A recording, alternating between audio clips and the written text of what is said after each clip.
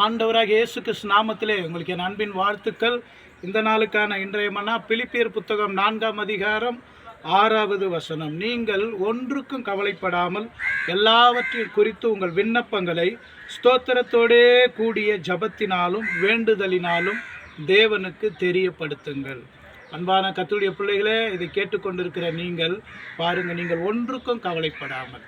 அப்போ கவலை மனுஷனாக இருந்தால் கவலை வரும். ஆனால் அந்த கவலையே ஜப குறிப்புகளாய் விண்ணப்பங்களாய் ஸ்தோத்திரத்தோடு தேவனுக்கு தெரியப்படுத்துங்கள். கர்த்தர் அதை கேட்டு ஏற்ற வேளையிலே உங்கள் காரியங்களில் அற்புதம் செய்வார், உங்களை ஆசீர்வதிப்பார். அதை விட்டு நாம் கவலைப்பட்டு அதில் மூழ்கி போயிடக்கூடாது. அதையே ஜப குறிப்புகளாய் விண்ணப்பங்களாய் மாற்றி தேவனுக்கு தெரியப்படுத்துங்கள், ஏற்ற வேளையிலே அற்புதம் செய்வார். யாருமில்லா நேரத்தில், நான் தவித்த நேரத்தில் இயேசு எந்தன் பக்கம் வந்தாரே.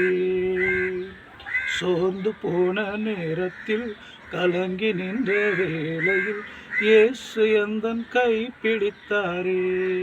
ஆண்டவரே, இதை கேட்குற ஒவ்வொரு மக்களோடு பேசுங்கப்பா. ஆண்டவரே, அவங்க பாரங்கள் கவலைகள் எல்லாம் ஸ்தோத்திரத்தோடு ஆண்டவரே விண்ணப்பங்களை ஆண்டவரே அப்பா ஜெபங்களை உமக்கு தெரியப்படுத்தட்டும். கர்த்தர் ஒவ்வொருவருக்கும் உதவி செய்யுங்க, அற்புதம் செய்யுங்க, ஆசீர்வதிங்க. இயேசு கிறிஸ்து மூலம் பிதாவே, ஆமேன். கர்த்தர் தாமே உங்களை ஆசீர்வதிப்பாராக. ஆமேன்.